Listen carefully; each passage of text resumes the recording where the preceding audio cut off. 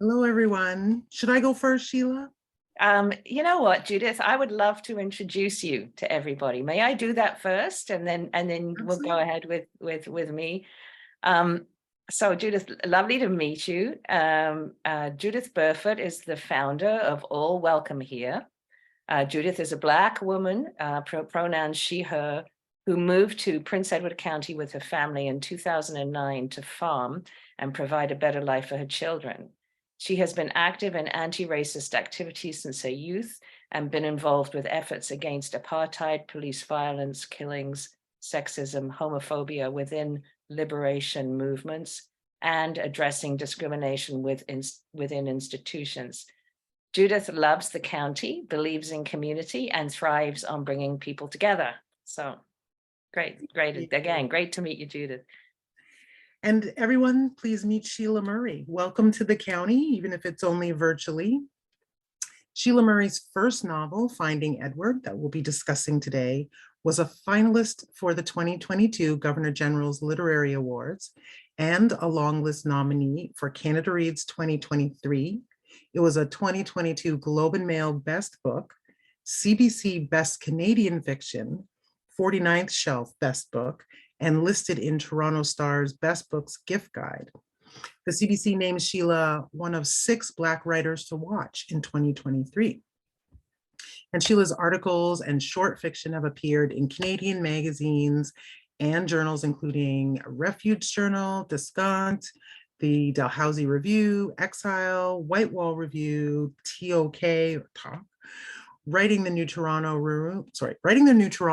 Room, and the New Quarterly. Sheila has worked as a documentary production manager, documentary filmmaker, and television sound editor.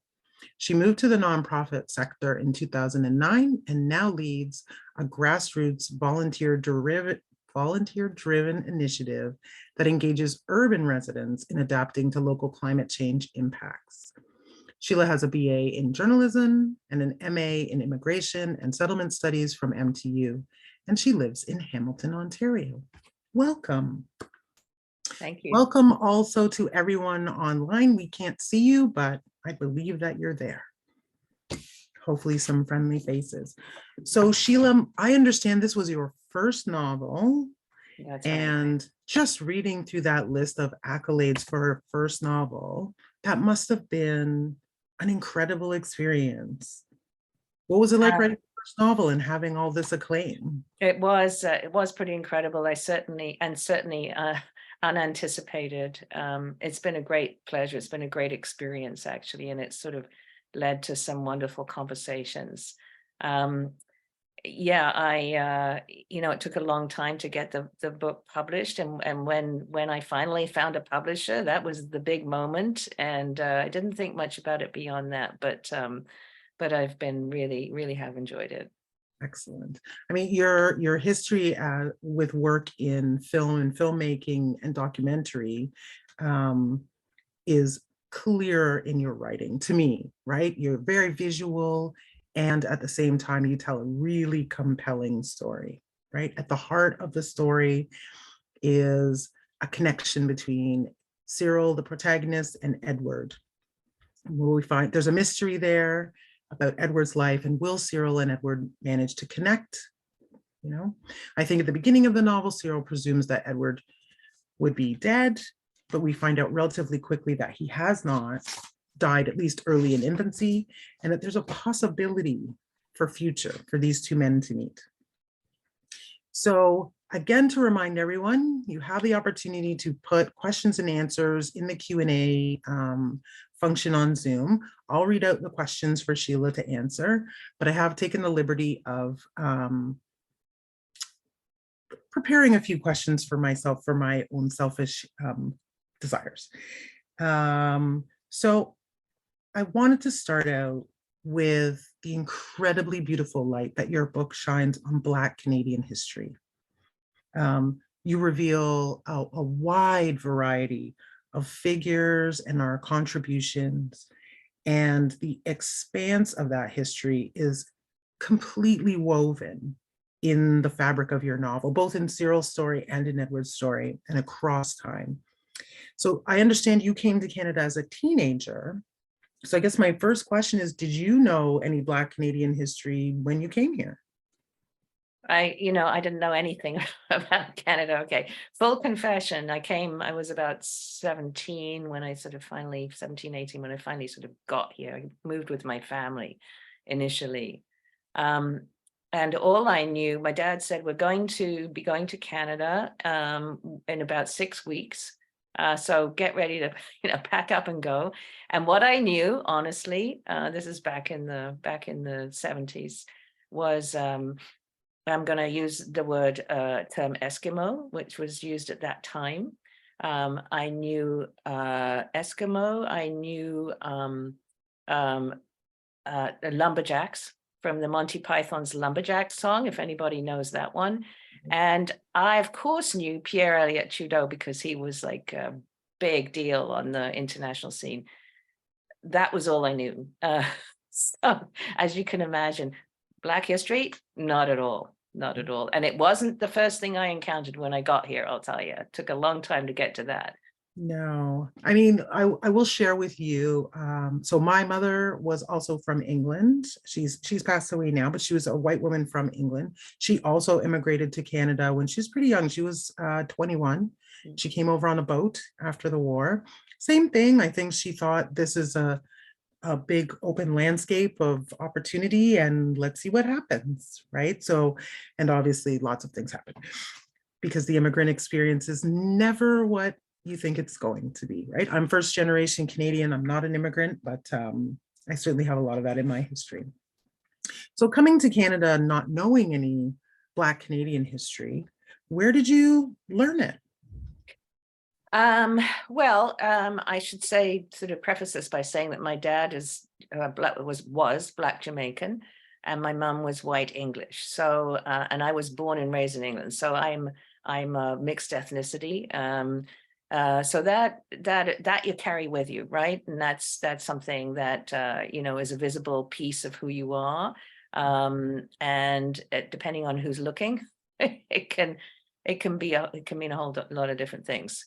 So, with that, always very conscious of or very aware and very proud of my heritage, and very, and certainly I grew up in a family where social justice was a fairly central concern, knowing that there are many disadvantages thrown in the way of not just Black people, but many other people, and certainly in a sort of white society like Canada, that's true. It was true in the UK back then as well, and still continues.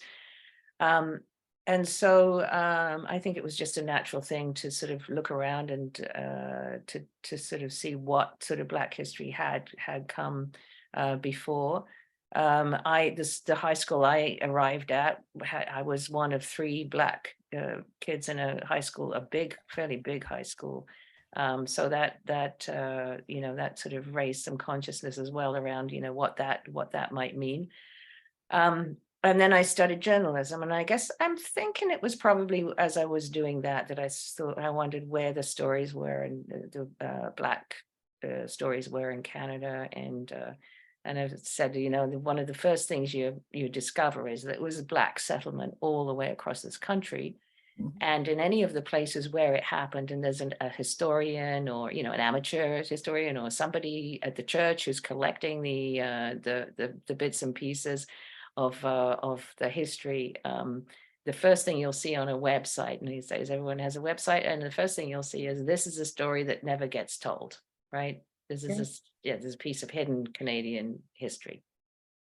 It's so true. I think where do we go first? We'll stay focused on the issue of multiracial or biracial identity. I myself I have a white mother and a Black father. So my father was Black American, and similarly to Cyril and Edward, not a part of my life really growing up. So both of these characters are we are multiracial people or biracial people. I'm not sure how you prefer to identify that. that seems like a really important part of their identities, but did you want to speak a little bit more about that? Yeah, it was very important to me because one of the things I wanted to explore in writing the novel was the experience of being mixed race. And I'm going to have been using, I just want to say this, I've been using mixed race all the way up until recently saw an interview with a couple of folk who should know what they're talking about for certainly. And they said how much they, both of them mixed race, both said how much they disliked that term and that they much preferred mixed ethnicity. And I'm always ready to learn and, change. And it's easy for me to say that. And I understand where they're coming from, because if we consider race as a social, race as a social construct, which we do, it's a difficult thing to get your head around, but I think that is a truth. So we are racialized rather than of our race. That gets kind of complicated, but so I wanted to explore what that meant. And there were a couple of reasons for making, it was very important that both of the characters in the book, Cyril and the young Cyril and the old Edward, or older Edward, history Edward, were mixed race. The principal one was to give them a real point of connection. So when Cyril arrives in Toronto, it's 2012, and his Black mother has very recently died, and he's been sort of packed up to go to Canada where the opportunities are, and he's not had much to say about it. Family has said, this is what you got to do now. He had a white father who left the family when Cyril was about 2, so not tiny, but young enough. And he hasn't had any contact with his father in years. So he feels, A, he feels abandoned, B, he has this sort of white lineage that he knows really nothing about. Edward, born in the early 1920s to a white mom in Canada, in Toronto, and a Black father, and that was an impossible, untenable situation. And so the mom gave Edward up into what she thought was proper care, which turned out to be rather questionable. And the Black dad disappeared somewhere, gone to where nobody knows. So these points of connection were so important to the book, because the book is Cyril sort of trying to uncover this mystery that is Edward, and there are 2 reasons for him to do that. One is his sort of identifying with this baby, really, who he sees was abandoned, and he himself feels abandoned, particularly now in this new culture, in this new place, with the people who he loved and had mentored him, and his mother gone. And he wants to know more. And it's really is the motivation for his search, those things. That plus his and his loneliness, and in a new place, don't know people, things haven't worked out so well with the family he was staying with, and he's a pretty lonely guy, and Edward answers some of that need for him. I could read from that little section. Should I do it, Jude? That would be, I think this is the perfect spot for Yeah. that. That would be great if you would do that. Thank you. Okay, I'm just going to read. This is a short reading, everyone. And I should have said thank you so much to everybody who's on this call today. Now, let me just get to it. Yeah, while you're doing that, I'll share a thought as well. I think the character of Edward's mother could have been so unsympathetic, right? The idea of a mother who abandons their baby is always troubling to us, right? As a society, it's the worst. But I myself was born to a white mother, single mom, in 1968, and quite a bit in the future, in a more progressive time. Mm-hmm. And it was certainly challenging for her, Mm-hmm. right? Mm-hmm. She lost friends, lost parts of her family. So I found her, I mean, it's so tragic, on every level. Tragic, really. I think that Right. sums it up. And I can tell you, I mean, I was born in the 50s, and my parents stayed together all their married life. They It wasn't easy. Yeah. Not easy being a mixed couple with three brown children who weren't often looked on very kindly by neighbors. But yes, these are big subjects, aren't they? And They are. they raise some emotions. But let me just do this reading, and we'll give people Please. a sense really of who Cyril is. So this section comes fairly early on in the book. The year is 2012, and Cyril, who is just around 20, has arrived in Toronto, as I've said, not because he wanted to come, but because others thought he should. He's been staying with family friends, sleeping on the couch, but his welcome has been lukewarm. And on this particular fateful day, he has had a very bad experience with the daughter's visiting boyfriend. He hasn't yet discovered the beginnings of the Edward mystery that he'll follow throughout the book. He is alone and hurt and angry. As I say, just about 3 minutes for this reading. It was the tread of his feet, the smack to the pavement, the rhythm, the sway, the swing of his arms. That was how he walked it off. The buzzing in his head, the mounting distress that was anger or fear or a mash of both. And then only the looping refrain that moved along with him, repeating, so cruel, unfair shit. It diminished to loneliness, and that was a simple, manageable emotion, an absence, not an urgent presence. Cyril kept his head down and watched the toes of his boots rise and fall and slap, rise, fall, slap. By the time he made his second turn of the 9 long blocks that took him beyond the convenience store, behind the apartment blocks, and along the fence that separated the railroad tracks from the road, by the time he made that second turn, he was ready to make a decision, his own decision about what was to happen next. In the no-frills supermarket was a bulletin board with neighborhood notices. Cyril had looked them over a number of times. Childminders, house cleaners, and temporary jobs, stuff for sale, a TV set, a motor scooter, kids' toys, rooms to rent. One that charged just a little more a week than he was asked to give Uncle Junior. He wrote down the number and made his way to the only payphone he knew of. It was often in use, though not right now. He had rarely seen a payphone in Jamaica, where most everyone had a cell phone. Before Digicel arrived on the island, most of the people in his village had no phones at all. The lady who answered asked a lot of questions, and when she learned that his only job was part-time in the convenience store, she said that she would be hanging up. But I can give you money at the start of the week, said Cyril, which calmed her. You talk good. She said, where are you from? Jamaica. Come by and see me, but I'm not deciding yet. He made his way down to the library and found the little street running off Western, a short run to the fence in front of the railroad tracks. It was the 4th one in. A little house flanked by others like it, but not quite the same. 1 story high with a small window above the main floor, just under the roof, and framed by shutters. Below that was a plastic awning that ran the length of the porch. The yard had a white picket fence like those in English picture books, but this one, and the house too, was a shabby, grubby white. The plastic blooms of flowers on tall green stalks in a box under the window reminded him of Jamaica. The scale of the house, of the street, pulled him in.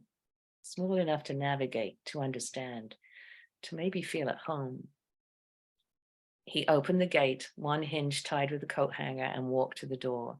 It opened before he touched the bell. Come in, the woman said. They stood together in the hallway between a rack of coats and a gold-framed mirror in which he could see himself.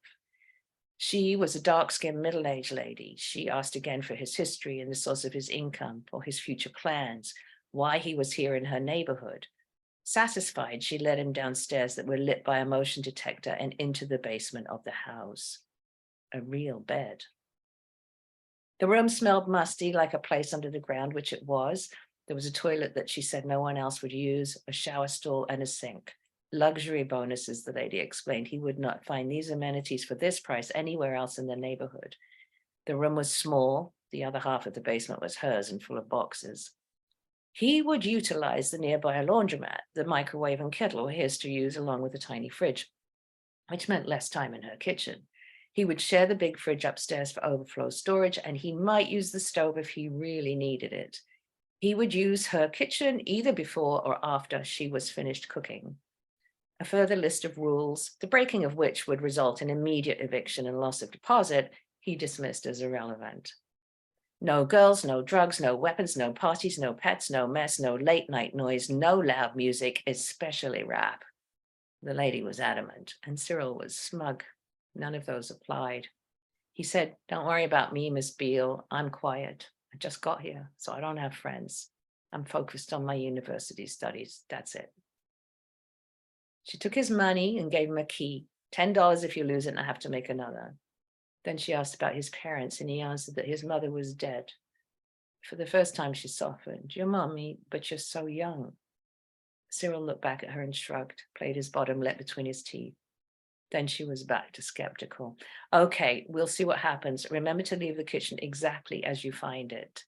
He heard the door lock behind her, the door to the kitchen, and the pad of her thick slippers weighted by heavy feet as she crossed the floor above him. Then the sound of the radio, which leaked through the floorboards and heat vents until the furnace fired, and the motor noise of the fan blowing hot air into the room covered it up. A real bed.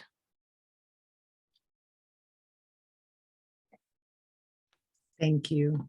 That's such a beautiful passage.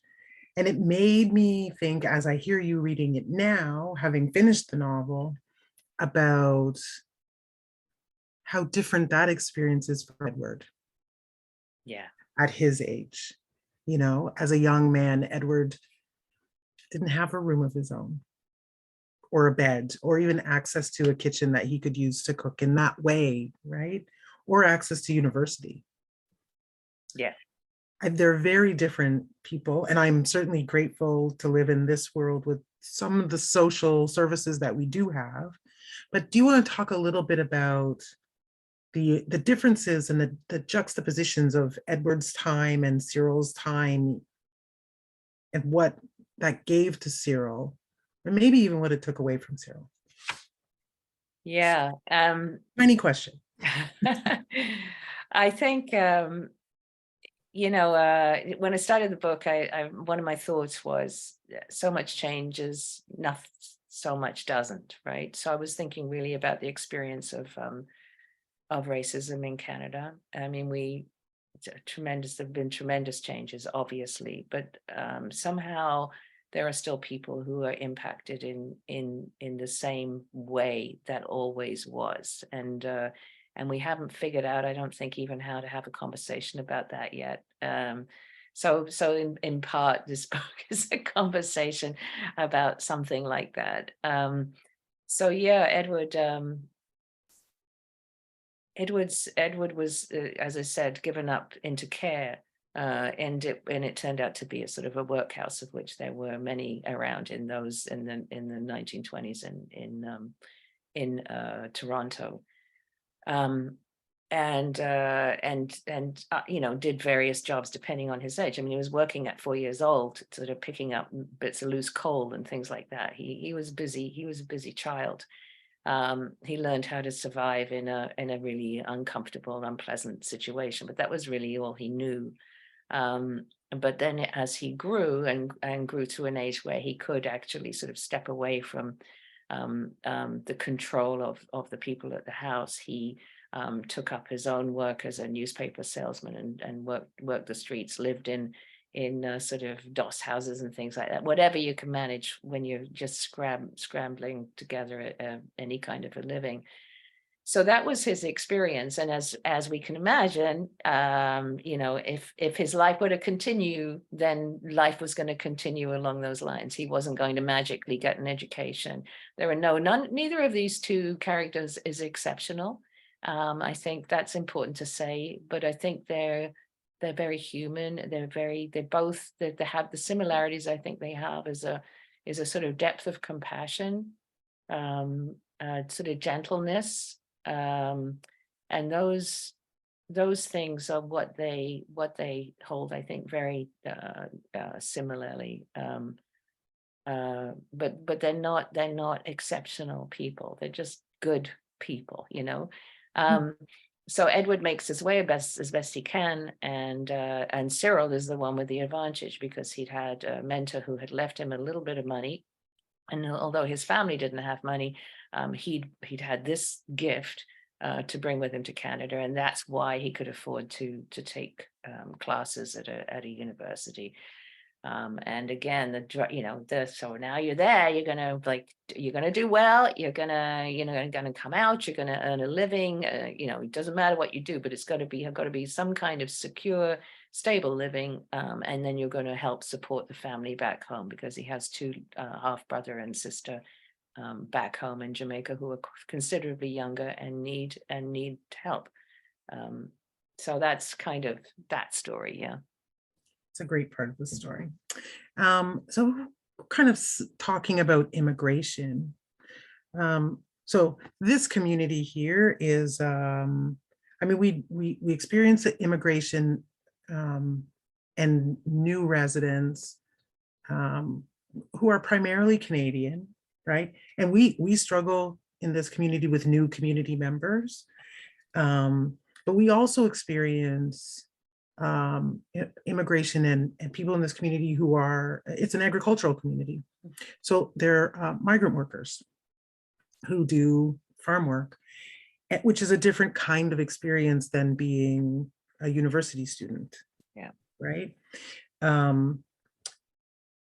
But your work does do an incredible job of kind of exploring that challenge of being an immigrant, but also compounded with racism, and specifically anti-Black racism, right? So you can see these parallels in these two men's lives where, no matter how good you are, they're still coming up against these barriers, these challenges, and the police, and constantly having it's not enough to do well at your studies. That's not enough. So did you want to talk a little bit about anti-Black racism in terms of immigration? Because I know, for example, we do, in Canada, we do this wonderful thing where we make you be the most amazing person to come to this country. We charge you a lot of money for it, outside of the refugee stream, and outside of, migrant workers in agriculture who are doing work for us, and then you must leave, right? So we kind of drain other countries' talented tenth, or their best and their brightest, right? And that's wonderful for Canada in many ways, not so wonderful for their countries of origin. And also, we often add barriers then. Most famously doctors, who we recruit to come here and then will not let them practice as doctors. I said a lot of things there. Feel free to talk about any of those things. Well, I can tell you what springs to mind immediately is, because everything you've said, of course, is true. But my inspiration for the Cyril character was, in fact, two young people, Jamaicans, one of whom a guy who went to the US from a not affluent family. So that was a real determination on his part. Absolutely determined to go. Absolutely determined to make it. To sort of take those opportunities that he would find there that he couldn't find in Jamaica. And he had, a couple of loose family connections. I think that was what he went to. So it's a young guy, very ambitious. And then the other is young woman, similarly, without a whole lot of advantage, so determined. She was a trained nurse, and she'd worked as a nurse, but still very young, but she'd worked as a nurse in hospitals in Jamaica for about 3 or 4 years, I think. Absolutely determined. Nothing's going to stop her. So she came to Toronto, actually, I think, Scott, and she began by doing a course in human resources at Scarborough at the college there. So all of that to say, first of all, you got to be super, super ambitious. You got to be super confident. And confidence is a bunch of different things. And that was one of the things I enjoyed writing about Cyril, was he had some confidence, but it got sort of knocked out of him pretty quickly, and he had to find it again. And I think that's, you know, part of his sort of coming of age is sort of rediscovering some of that confidence. I saw it certainly knocked out of the young woman who came to Toronto, and it was a hard work to get those. No, well, now we know how much we need nurses at that time, which is just a few years ago. And I'm sure that this is certainly hope and pray it's changed to some degree because we're desperate now. You had to, first of all, she got here sort of slightly under false pretenses by becoming an international student. Very expensive. You got to find the money for that. Did that year of work, and by virtue of having sort of been around long enough, she was able to get into the Canadian system for sort of credentialing nurses. So that was a whole, like, that was at least, I don't know, I'm going to say 2 years at least, very expensive. When she got almost to the point where she made it, it was her kind of cultural equivalent exam, which was, how do you behave with Canadians? How do you behave like a Canadian? She was she worked so hard. She was so nervous about that. She was so afraid of that. They gave her, you needed 50%, it was pass fail, 50% to pass. They gave her 49.5 or something, and she failed, and very expensive to retake that. Anyway, that's a long story. Many other things I could add to that about how she found the money, like the jobs that she, etc. But she's now working as a nurse, as a Canadian nurse. She's well established. She has a little girl. She's married. She has a good life.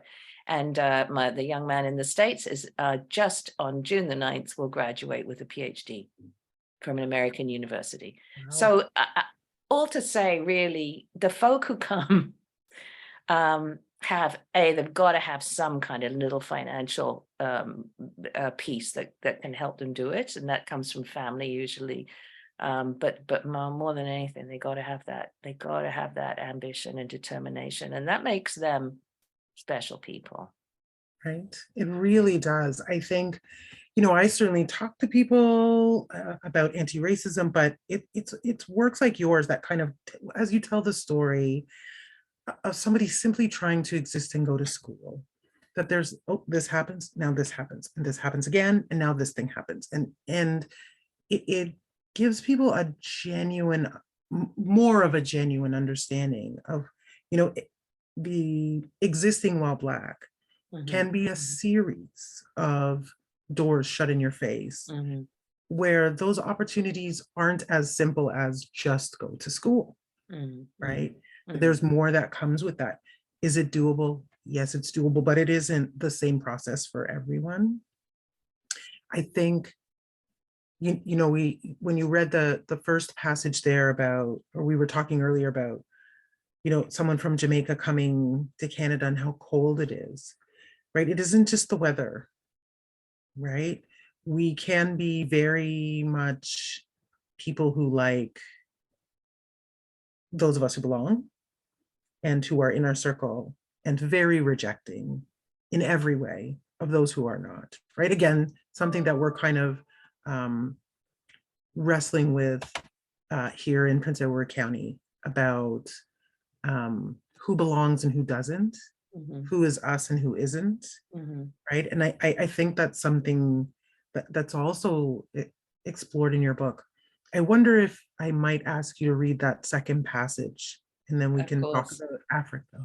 Yes, of course. Let me just pull that up. I shouldn't have sprung it on you. No, I'm ready. So this reading is from Edward's perspective, and it's much further along in the book. So we now know a fair deal about Edward's history. Cyril has taught us a lot, and we've actually been seen things through Edward's eyes. So again, Edward was born in the 1920s, early 1920s. This reading is just under 4 minutes long, but it's worth the extra minute because it's a love story. Edward had met a girl at a political meeting in Toronto, quite a number of months before this. I think at this, actually about a year at least. Edward is about 19 when this section comes up in the book. It's the 1930s, and he has left Toronto where he'd grown up, driven out by the Depression and the impossible competition for work. He'd been riding the rails, which tens of thousands of young men particularly did at that time, and he'd ridden the rails all the way to Halifax, Nova Scotia. And so along the way, he'd heard about this place called Africville, and he had been told that it's an astonishing place. So that's where he decides he's going to get off. As Edward walks, he rolls the word astonishing around in his mouth. He loves that word, and he is prepared for everything. He jumped a little too soon before Africville on the outskirts. He knows it is up toward the top of the hill, so that's what he does when his legs find their balance and he's searched out some water to drink. His muscles are so used to clinging tight, balancing with the moving train, on top, down below, wherever, that he has to force them to relearn walking uphill along the paved road. He can see the buildings at the top just like he'd been told, and then the pavement ends, stops right there at his feet where a decision was made to finish it. So he follows the worn dirt path that takes him straight into the town of little houses scattered higgledy-piggledy around the hill. He can see how the train tracks go through, cutting the town in two, but he stays away from the tracks once the field of grass and dirt and solid ground doesn't need reminding of the rails for a while. The very first astonishing thing he sees is that everyone is colored. A couple of old ladies holding hands for balance, negotiating a low wall. A man in blue jeans planting a garden. 6 men who stroll by, assorted sizes, wearing overalls, talking, carrying tools. A lady walking toward him with a couple of little kids grabs the hand of the smallest when she sees Edward. Behind her is a young woman with a baby in her arms. Time passes. After a few days, it was as though he had been there for years. He'd met a bunch of people who called him by his name, and he'd learned theirs. When it came to Sunday, he knew better than to upset folk by staying away from God. So he scrubbed up good, borrowed a jacket from a lady's dead husband's cupboard, and walked to the Seaview African United Baptist Church. And that was the second astonishing wonder of Africville, the view of the sea. The Bedford Basin spread out below with its changing colors and feelings, the constant sound of it, a living thing. The ocean was something else he could never have imagined, but to see it now was as though it had always belonged to him. In church, he sits near the back where a couple of fellows make way for him, shuffling their behinds along the wooden pew. When he settles and the talking starts, the priest mumbling on about things Edward doesn't want to know, won't ever believe, he looks at the backs of heads. Everyone cleaned up, suit jackets and straight backs, all the ladies wearing hats. Some men with their hair pomaded and combed, others with their heads bowed. One old fellow already snoring in the second pew. The tops of children's heads bobbing about, a bow, a pigtail. One of them turns to look at him, but her mother pulls her attention back to the front.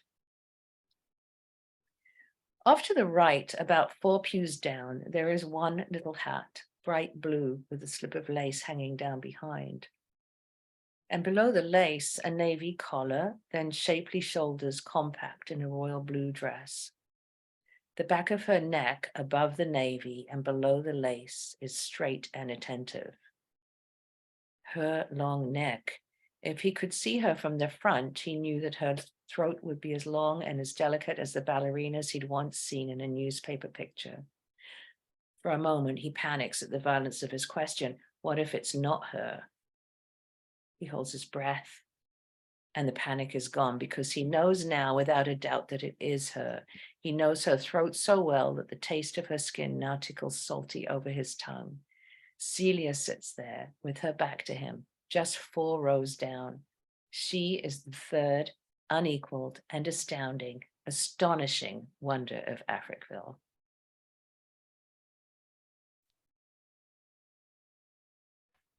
Thank you so much. That was absolutely one of my favorite parts of the novel, just his arrival in Africville, and his journey there too, which was not easy. How he came there, how home he was, how he was embraced and supported by the community members, and how he in turn knew he had better act right, and repaid their kindness with work before he had employment. Can you talk about the importance of that kind of community? Yeah, I mean, I think you know, here's a kid who's never belonged anywhere, never had any family, always hard scrabble life. He'd known some young guys who, you know, were variously into making things work, and he tagged along for a while, but none of that was stable, right, or sustainable. Um, and arriving in Africville, which for folk who don't know, Africville was a settlement just outside Halifax, as that little section tells, that and was an all black settlement. So folk had been there for a long time.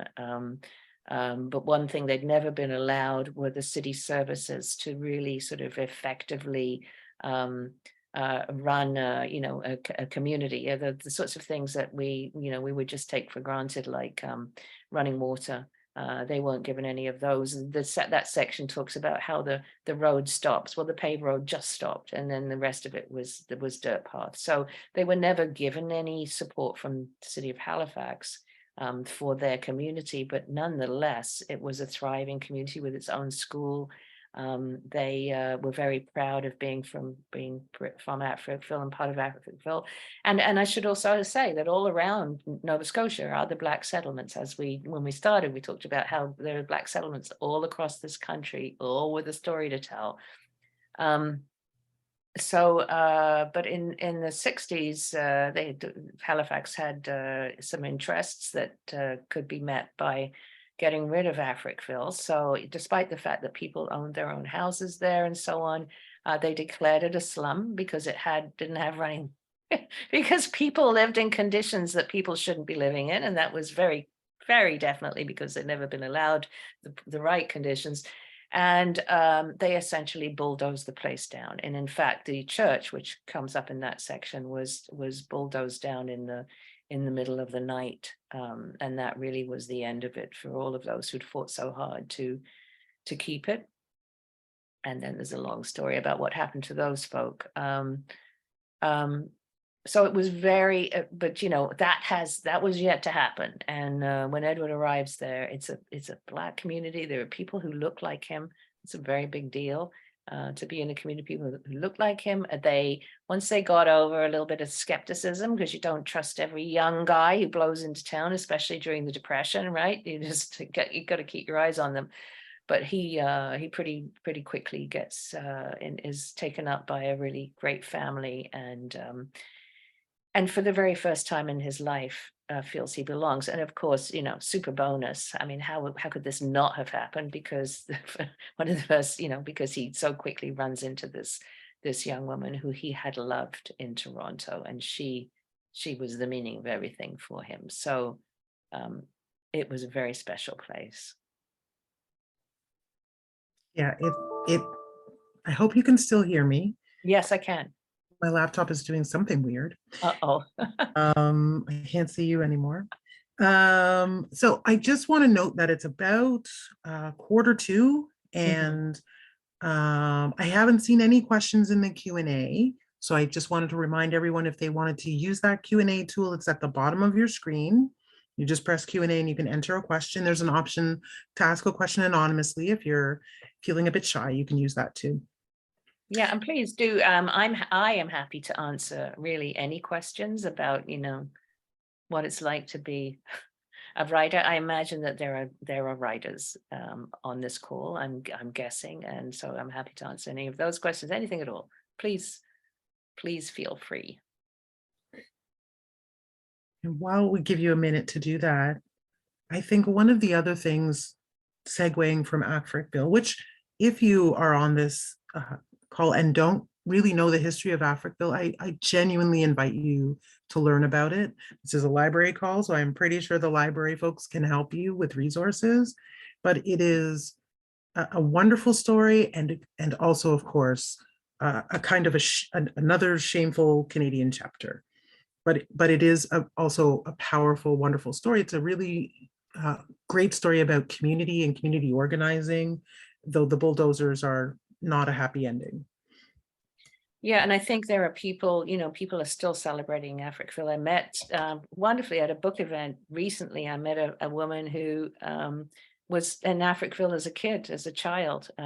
She didn't live there, but her family, she had some connections, and they used to visit sort of once or twice a year. And she talked about that, and she talked about how people still come together around, who are from Africville, who are New Africville. And there is a little museum there now. They built a replica of the church and made it into a museum. So there's actually something to see if you can get to Halifax. It's worth a visit. And there's film too. There's film from the NFB, which is really great Yes. to see. Yeah. Yeah, that is really great. Yeah. So I still can't see anything, but I think one other question I wanted, or thing I'd like to talk to you about, is how in your work you did this incredible job of kind of creating, specifically within Canada, right, a world that is also still almost exclusively Black, right? That for Cyril, his friends, his school, the food, the music, the restaurants, the world that they're living in, clubs, protests, are still a Black world. It's not Jamaica, it's not a Black run country, but we still create this universe that is safe for us, I guess. Mm. And it simultaneously is a world where white folks really exist only as authorities, like the professors or administrators, or as threats sometimes, like the police. And there are absolutely people who are there to help him in some of the academic work that he does, but that sense that there can be a world where Black people exist within this larger community that is mostly white. I'm wondering, why was it exploring that was so important for you or for your characters? That's actually a very interesting question. And I will say that when the first draft of this book actually had five characters in it, Edward and Cyril, of course, and then three other characters who were white, and not straight up white. They had some sort of ethnic references, but and they were very involved in sort of at least one of them in helping along with the sort of search for Edward, helping Cyril along. And so it was a different environment. And then early readers said, you really, the story is Cyril and Edward, and the other characters, they have to go. And it wasn't about them, any failing they had as characters. It was simply that the story was about Cyril and Edward. That was the heart of the story. And in order for Cyril to really have this experience, he had to do it on his own. Yeah. And so I think that's part of it. Obviously, and I think there are not that many secondary characters necessarily. There are three young Black men at school, and another young Black sort of probably mixed ethnic man who is also is very helpful.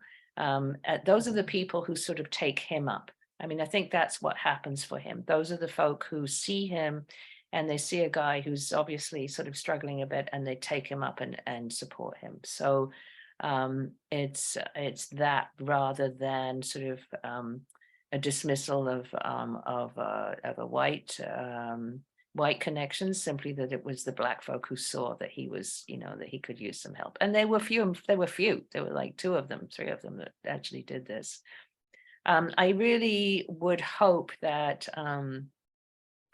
there are, and the white folk who do, there are white helpers and black helpers. And I hope that rings true for people, because it's absolutely true, right? That, he's everybody he, in that context, is of real value. Mhm. And certainly it felt like in Edward's world, there were lots of times where he didn't have help, absolutely.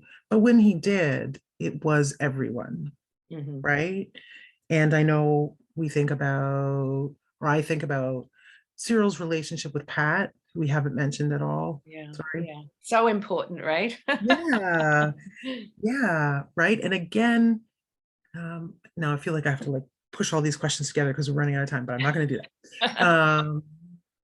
You know, Cyril is someone who himself, he often frames himself as being different, right? That he is a bit of an outsider, though people come to accept him. Mhm. And so I think, as you were saying, the importance of not having extra characters and Cyril's being so sort of alone in many ways is what kind of forces that connection in Yeah, some way yeah, to I think Edward, so. and Yeah. the desire to find him and build more connection. But he does have people around, right? And Pat is one of those really big characters. Mm. Um, did you want to talk a little bit about her? This takes us right back to the sort of the beginning of the book. So the first section I read, Cyril had he come across Pat then before? I don't think so. He hadn't. He'd yet to meet her. She's actually not black. She's neither black nor white. Well, she's a half. She's her father was a Ojibwe and her mother, I think, was white. And she is a panhandler, and this is all takes place in Western Mount Dennis, which is, for those of you who don't know Toronto, just a little bit to the sort of north, near the Up Express. If you know the Up, it has the one that goes to the airport. It has a stop at Western Mount Dennis. So that's a sort of landing place for many immigrants from all sorts of places. It's a very different part of Toronto, very kind of neat place. So Pat is a panhandler, and she sort of sees Cyril first. She's very interested in him. Who knows why? She sees some kind of something that in him. He is connected to her because she's making doilies, crocheting doilies. Which is something he knew from home. His mother used to make doilies, and so he sees something, something very familiar and something that makes him feel pretty good. And because of that, this very unlikely pair strike up a conversation. And Pat has something very special to show him because she's things like she's very conscious of racism and all of those issues are very forefront for her. So she says, I know you're here doing research on racism. You're a fellow at the university. She has him all, just sort of creates a Cyril for herself. But the good part is that she is then excited to take him to see the evidence of this young child born in the early 20s who turns out to be Edward. And it's when he discovers that, when he finds that evidence taken directly there by Pat, it's not, doesn't come by accident. Pat is very determined for him to see it, that the mystery really starts. It really is. I think she's such an incredibly important part to the book, with her own really tragic story too, right? And again, someone who's facing poverty, systemic racism, and lack of mental health care support. Yeah, it's really struggling with mental illness. Right. Mm-hmm, mm-hmm. Um, And I want to say, this is something that I probably shouldn't say, but I will, that all characters in the book are, they're all fictional. They're not based on anyone at all except for Pat, and she's based on someone I knew and loved, and so she's a very real person. And I think that's why she's so strong in the book, because it was written with love and knowledge. yeah, she is a beautiful person. Yeah. Um, Yeah. I can still not see anything, so you'll have to tell me if there are any questions. There should if in the Q&A. Yeah, Judith, Yeah. it's Aaron here. There are some questions in the Q&A. Do you want me to? If you don't mind, sorry. Sure. So I have a question from an anonymous attendee here. Would you talk a little about the power of fiction versus nonfiction to tell stories? Yes, absolutely. I mean, I don't have a literary background, so I haven't, can't talk with real, knowledge and authority about this. But really, I think fiction can take you to a place that you might easily not bother or concern yourself with when it's nonfiction. Fiction can surprise you with, with sort of take you to worlds you had never imagined you'd get to know and hadn't been interested in. And then you find yourself learning something new with through characters who you can you have some kind of interest in for whatever reasons. So I think that's the difference, and I think fiction has a real role to play, and certainly social issue fiction maybe particularly, but any for all sorts of any issues, any sort of subjects, they can teach us so much. So I've got one more question from Jim here. Could you expand on how having both Black and white parents affects both Cyril and Edward, how it connects them and helps forge their worldview? Yeah, I did talk a little bit about that earlier. I mean, it's such an important connector for them, or for Cyril with Edward, because he, the question is always, first of all, and Judith, I don't know what you would say about this, but you are who you are, and then you're racialized and you've become Black. Well, actually, you've lived like 1 foot in a white world, 1 foot in the Black world, maybe more than a foot, in some cases, less than how do we sort of respond to that? It's I think these days I would say certainly that I identify as Black, but I know, I mean, I've I have a whole, if we need to say that these are two different things, then I am two different things. I guess that's it. It gets ever so complicated, but it truly is about, why do we need to make them different? Why do we need to be one or the other? And let's also recognize, and Judith, you'll appreciate this, I think, that to be Black is to be disadvantaged. And I don't know if that's a terminology that you're comfortable with, but truly that you've got stuff against you at that point, and to be white doesn't mean that you are advantaged by any means, but you don't have those disadvantages. You're without those. So they are two different things, and when you're a half Black and half white person, no matter what those, and there are so many, the world is full of brown people, so let's just acknowledge that too.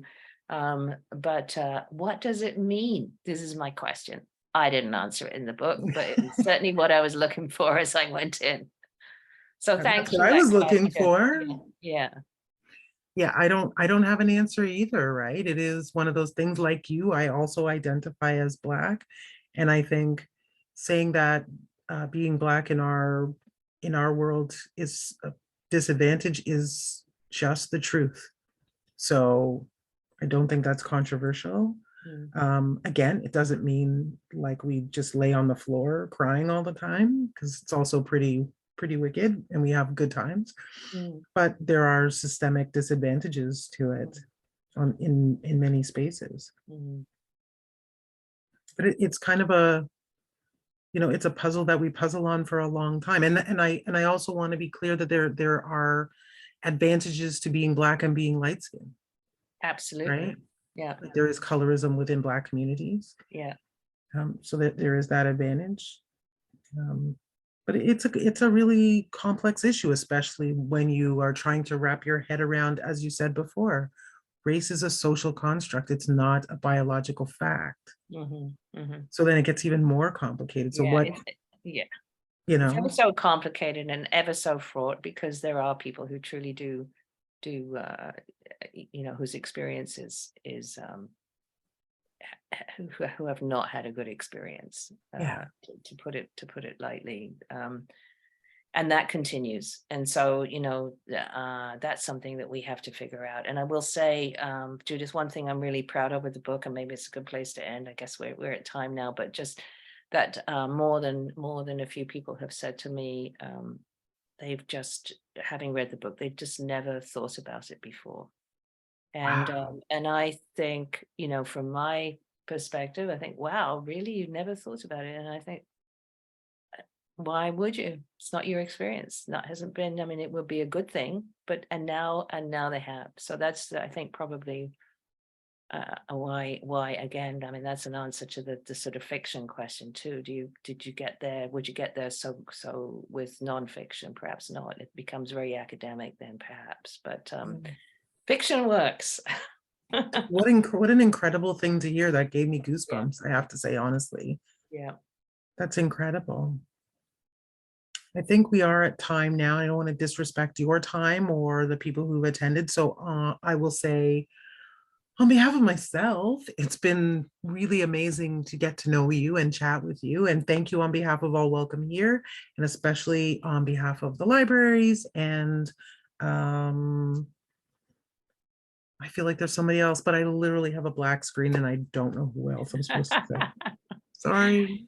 And I just want to thank everyone. Thank you to the library, and thank you to the county for, inviting me along. And Judith, really wonderful to meet you. And thanks for the questions, and to all of you who attended and stayed through to the end. That's terrific. Thanks very much. Thank you. Thank you all. Wonderful. So thank you so much, Judith and Sheila. Very interesting, very engaging discussion. I've got family from the East Coast, so it's always interesting to hear about Africaville. Wonderful. And we did have a couple of questions just commenting on how they're very much looking forward to reading the book. And Please read the book. Yeah. You'll love it. It's a So, wonderful book. of course, it's available through the library. We've got paper copies, we've got digital copies. You just need your library card. So just to remind everybody, tonight is the County Reads debate, live in person at St. Mary Magdalene Church in Picton. That's at 7 p.m. tonight. Tickets are $5 at the door. And then tomorrow we've got Helen Humphreys, readings and discussion of her book, And a Dog Called Fig. And that will be moderated by Sheila Mathers. That's at 2 p.m. Just following that at 3 p.m., we've got David Robertson reading from his book, The Theory of Crows, interviewed by Peter Blundell. And then Saturday, April 22, we've got Ian Reed, interviewed by Ken Murray. And at 3 p.m., Mark Burry, interviewed by Tom Harrison. So once again, thank you so much, Sheila and Judith, and for everybody that attended, and we'll see you soon. Thank you. Bye. Bye.